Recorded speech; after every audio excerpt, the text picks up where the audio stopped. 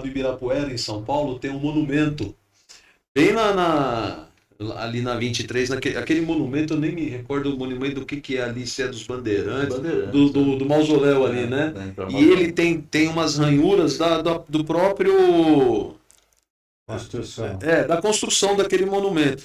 E o pessoal sempre falava que a galera que era transferida para o fundão da Zona Sul agarrava naquele monumento para não ir lá para o fundão da Zona Sul.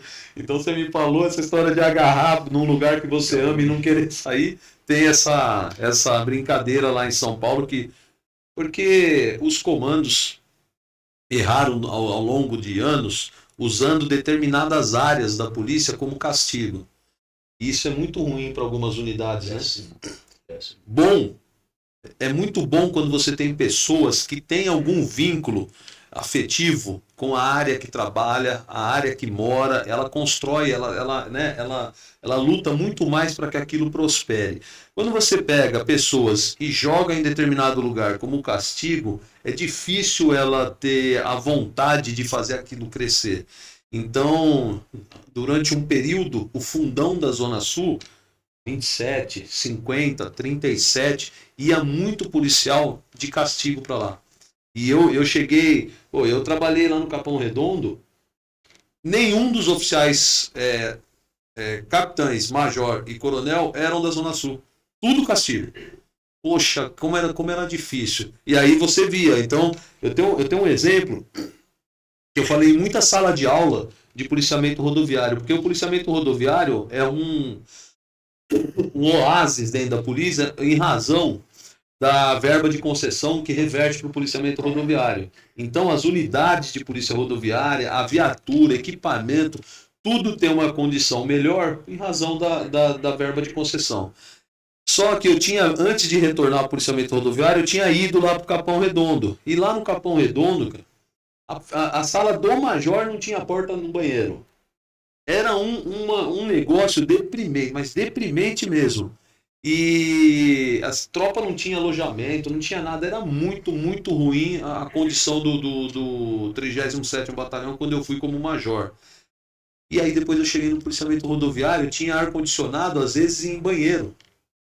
Coisa desnecessária, para dizer. Coisa assim, o máximo do conforto policial. E às vezes você recebia para uma operação verão policiais rodoviários que nasceram no policiamento rodoviário reclamando que já era o terceiro dia que tinha linguiça, ao invés de misturar um pouquinho de frango e carne.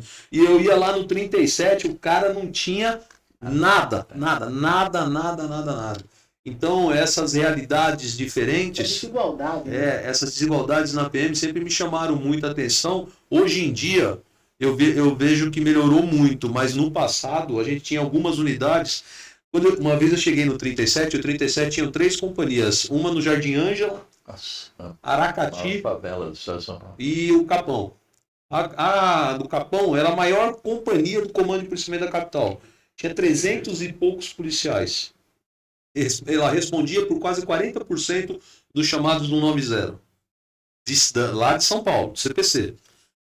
A do Jardim Ângela, todo mundo sabe a característica do Jardim Ângela, mas a do Aracati, para vocês terem uma ideia, eu cheguei na companhia para rondar, major. Cheguei lá, tinha 2 policiais sentados no serviço de dia e 2 cachorros embaixo. Um dos cachorros não tinha mais pele, ele estava em carne viva de sarna. E o polícia comia o frango, dava um pedaço do frango pro cachorro sarnento. E comia o frango, dava um pedaço... Aí eu olhei por isso e falei, ô Steve, você vai pegar sarna, velho. Você vai tomar injeção na barriga durante anos. Essa doença é complicada quando pega no ser humano. Você tá com esse cachorro grudado nas suas pernas. Ele falou, chefe, falou o apelido lá, deixa o Zezinho aí.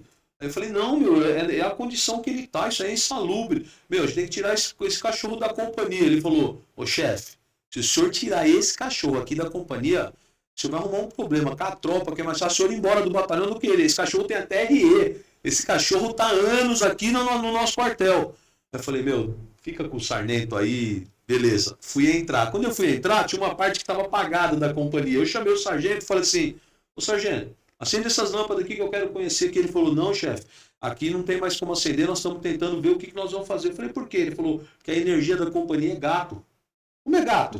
Ele falou, tá puxada no poste lá, não tá legalizada a energia da companhia aqui. Eu Falei, como assim? Ele falou, porque esse prédio aqui não tem escritura, não tem nada. Foi há muitos anos cedido aqui para a companhia, o pessoal usou, como não tem escritura, a Eletropaulo não quer regularizar, a gente puxa do poste aí. Falei, meu Deus do céu, isso é um quartel da PM, cara.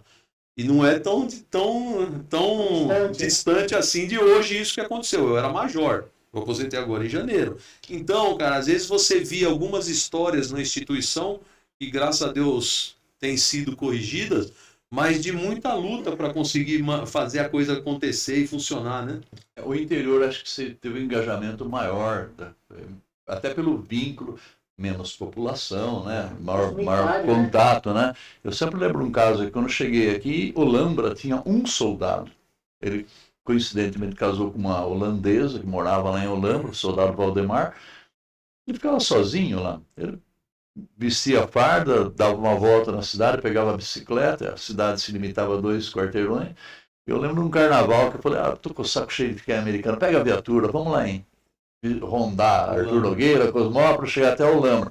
Chegou lá, o soldado quase morreu de emoção. Ele falou, nunca ninguém veio me rondar aqui, nunca, né? Descobriram que eu existo. Hoje eu moro aqui em Americana, eu sempre cruzo com ele, Valdemar. Mas e ele tinha uma base fantástica, o estilo holandês, tudo, e a comunidade sempre... Já era uma ikebana lá, aqueles negócios lá, como é que chama o negócio dos japoneses que moram na base? Koban, né? Já era um Koban. É bem avançado, né? E tem uma base muito bonita. E hoje você vê lá a companhia de polícia, a delegacia de polícia, tem o estilo holandês, né? Muito bonito. Mas eu acho que no interior a cultura familiar e de valorizar as instituições com moral, com valores, é diferente do que... Mas